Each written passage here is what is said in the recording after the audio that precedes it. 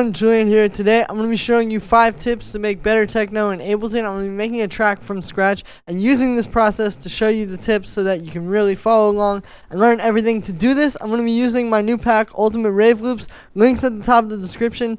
It is a pack of 10 of these rave loops like you guys have been hearing me use in a lot of these videos. So you have the full loops plus all individual layers and the Ableton files for all of them. So we're going to be using all this to create a track from scratch today. Links at the top of the description. This is a great library to get started with techno. It'll really help get you going. Thanks for the support, everyone, and let's dive in. Alright, tip number 1 is always start with the main bass and drums. I can't stress this enough, you know. I hear people all day talk about, like, I can't figure out how to get the track going. I can't figure out why, like, I have all these synths, but I can't really make it work. It's because you don't have the foundation set, right? So you need to start always with that kick, like, not even the bass, literally just the kick like that. Just get that down. Let's go up to 140. Then the bass, right? So to make this bass, we're going to do a rumble. I'm going to do like the warp rumble.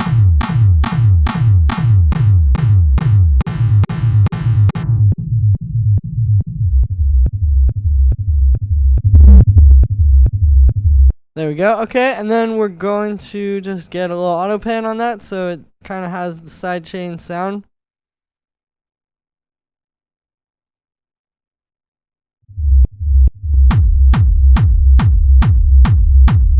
And see, now the whole track has something to sit on, even like the drums and stuff, right? If you try to go and make all these little background elements and not really have this foundation set, that's probably a big reason why you're struggling, right? And we'll even take it a little further. Let's make a layer for the kick real quick just to give it a little bit more punch.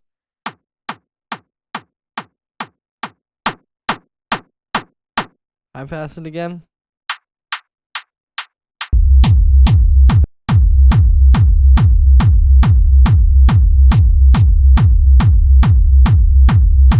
Cool, now we can get some drums in here. So let's get like a hi-hat.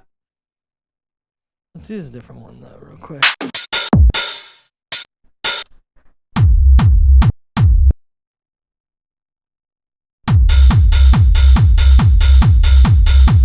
Like the main elements that you're gonna dance to, we're starting with those.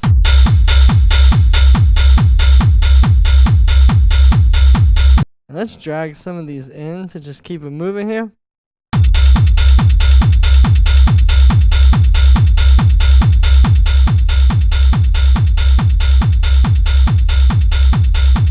There we go. So that's tip number 1. The next tip here is always keep your kick as like your kind of anchor for the track. And a lot of times really the loudest thing, right? If you listen to this mix, at this point it's sounding a little muddy. And to me, that's because basically these drums are overpowering the kick, right? So like when you're mixing, you have to think like, what is the symptom and then what is the cure to that? So in this case, we're just going to take the kick and bring it up a little.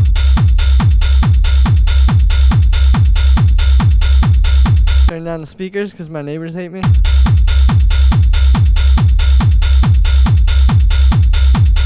And there we go. It already sounds a lot cleaner, right? So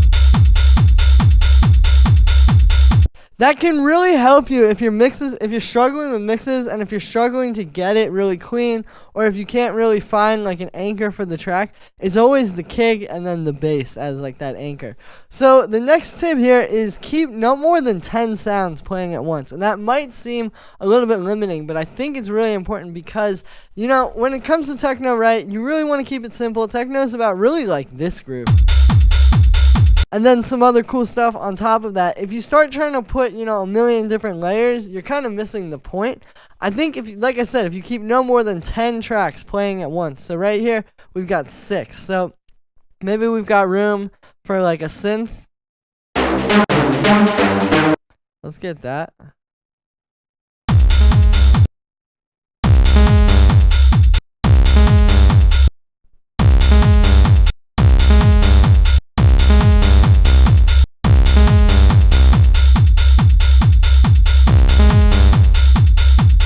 Alright, there we go. So we got that. Maybe we could have, let's just put a little unison on that and give it like a little envelope. some reverb.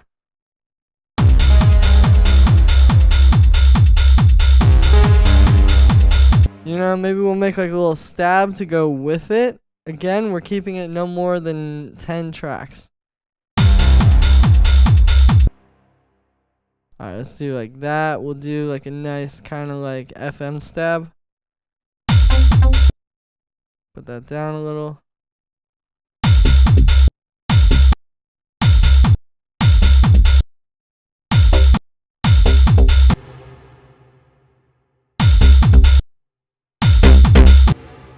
Alright, high pass that a little bit, and then probably a bit of echo on that.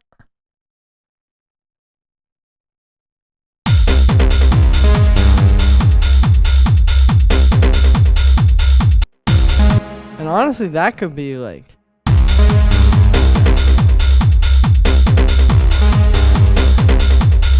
And let's make like a variation on that too. We'll just copy this onto another track.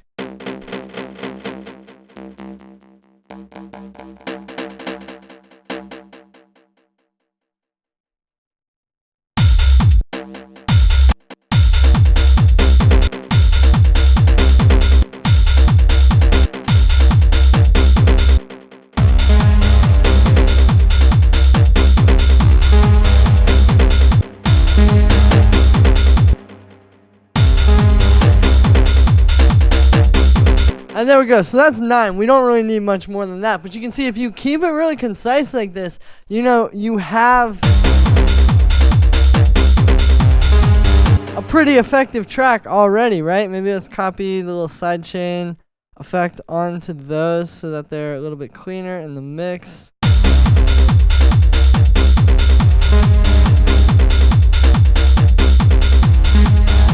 So the next tip here is make sure you keep something new every 16 bars. Now, when I say something new, that doesn't always have to mean adding something. That also could mean taking something away, but you need to make sure it changes up every 16 bars. So let's make like a little arrangement for this. Okay, so let's make this up to 65 bars there. So a lot of times when I'm arranging a track, I'll just take every element of the track like this and just put it, you know, all through the whole thing. And then what you can do is just start to take stuff away. Like, okay, so maybe we're going to start over here. Maybe the synths don't even come until there. But we could have the synths, you know, that could be this 16 bars over here. And really, we could have it be like every 8 bars if we start taking out drum elements, right? You know, we can do a lot with this stuff.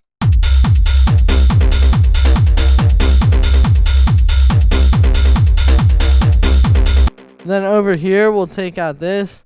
And we can even take out...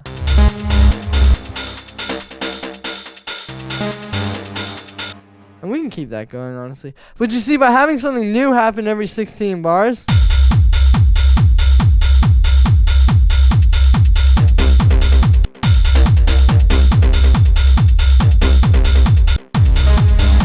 we're able to pretty easily make a very dynamic arrangement. And that's another place where a lot of people get stuck, right? Is with the arrangement. I know, I used to get stuck with that a lot too. But if you follow this rule, you actually won't have too much of a hard time with that. And again, it doesn't always have to mean adding something every 16 bars. It could also be taking something away. The 5th tip here is keep the DJ in mind. And what I mean by this is like, you know, you don't always have to just go in and do like little automations every 8 bars or whatever. Like a lot of times on the kick, you know, people will do like this.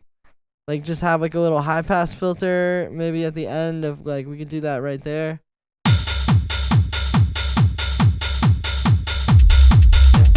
And I'm not saying don't do that. I'm saying like maybe you don't need to do it as much because, you know, a lot of times like in my experience DJing, I'll do that myself. Like usually just, you know, DJs are very dynamic. They're always trying to move around. They're going to take out the bass on the track, add little effects with reverb and delay and stuff. You know, you don't always have to do that. You kind of just want to create this nice solid track that they can work with and that DJs can play and will fill up the dance floor. You know, you don't always need to have all those automations and stuff. A lot of times the DJ will do that themselves with effects and the high pass filter and stuff like that.